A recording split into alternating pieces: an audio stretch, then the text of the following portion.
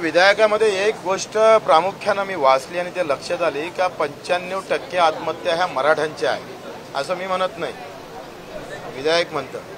आणि विधेयकाच्या या संशोधनानंतर आखरी आमचं म्हणणं नेहमी बरोबर होतं का आरक्षणामुळे कुटुंब सुखी होऊ शकते, शेतकऱ्याच्या प्रश्नामुळे अख्खं गाव आणि देश सुखी होऊ शकते। अजूनही राज्यकर्त्याच्या लक्षात आलं नाही आणि ते लक्षात नाही आलं याचं दुःख आहे। मला वाटते मराठ्याला आरक्षण आता कायदा पारित झाला, त्याचं वेळ काही जाऊ द्यावं आणि जरांगे साहेबांनी आता थोडं आंदोलन मागं घेऊन पुन्हा अभ्यास करून आणि प्लॅनिंग करून समोरचे पावलं टाकले पाहिजे। जे छत्रपती शिवाजी महाराजची नीती होती त्या पद्धतीनं आता त्यांनी आपल्या तब्येतीला सांभाळावं आणि तूर्त आंदोलन स्थगित करून या आरक्षणाचं त्यांनी स्वागत करावं अशी त्यांना माझी नम्र विनंती आहे। नाही, मला असं वाटतं का सगळे सोयरेचं जी अधिसूचना आपण काढली होती तर त्यामध्ये 6 लाख आक्षेप आलेले आहेत। ते तपासायला नाही म्हटलं तर 15-20 दिवस लागेल आणि ते आक्षेप क्लिअर केल्यानंतर अधिसूचना मान्य होईल आणि ते लागू होणार।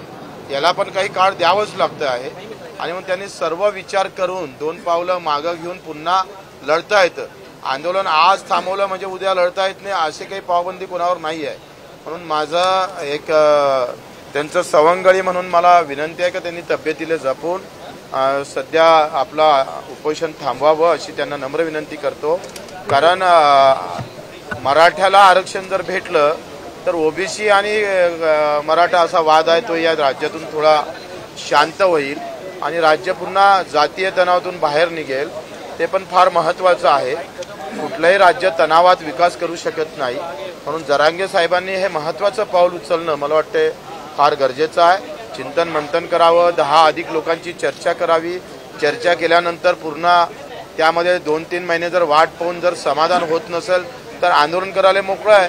बरेचदा छत्रपतीनं तह करून पुन्हा ठोकलाय शत्रूले आणि मग तह हा जो आता निर्णय आहे ते थांबून पुन्हा आंदोलन करता येईल ना।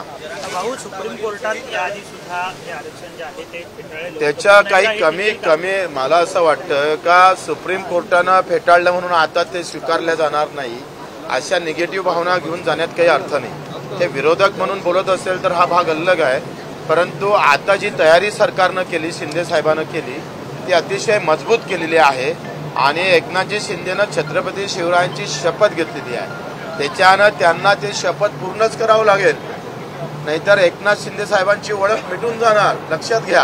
आणि मग हा सगळा विचार घेऊनच हा जो विधेयक आणला आहे या सगळ्या गोष्टीचा विचार करूनच विधेयक आलेला आहे। भाऊ, मागच्या आरक्षणाबाबतची पिटिशन जी आहे ती सुप्रीम कोर्टात आहे, दुसरीकडे हे आरक्षण दिलेलं आहे।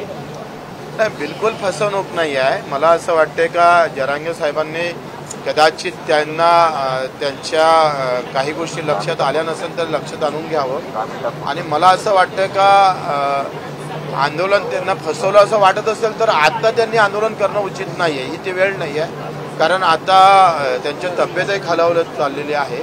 मला असं वाटतं का सगळ्या कार्यकर्त्याचा विचार करून आणि विचार विनिमय करून चिंतन करून स्थगिती देऊन पुन्हा लढता येईल ना, पण आता तब्येत जपणं महत्त्वाचं आहे आणि ते तब्येत जपण्याचं काम जरांगे साहेबांनी करावं असं त्यांना आम्ही नम्र विनंती करतो।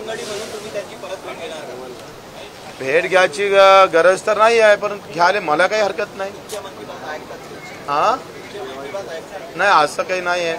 कसं आहे, वेळ काळ सगळ्या गोष्टी जेव्हा जुळतं ना तेव्हा पाऊस येत असतं, असं मधातच नाही, ते गारपीट असते, ते नुकसानकारक असतं।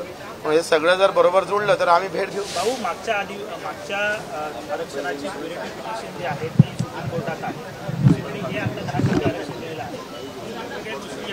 नाही, असं नाही आहे। क्युरिटी पिटिशनमध्येच आपण हे दाखल करतो आहे, नव्यानं सगळ्या अहवाल गिवाल तपासूनच आपण तिथं समोर जातो आहे। म्हणजे क्युरिटी पिटिशन वेगळं आणि हे वेगळं असं करून ते जाणार नाही मला माझ्या माहितीनुसार। त्याच्यानं आपणच 50%च्या वर देतोय असं मुख्यमंत्री महोदयानं सांगितलं का सगळ्याच राज्यानं 10-50%ची मर्यादा ओलांडली आहे। मी तर असंही म्हणतो एक कायदा असाही आणला पाहिजे का 27%हून ओबीसीचं आरक्षण 10% अधिक वाढवलं पाहिजे, 37%नं एक नवीन कायदा आणला पाहिजे, म्हणजे ही पण डोकेदुखी कमी होईल।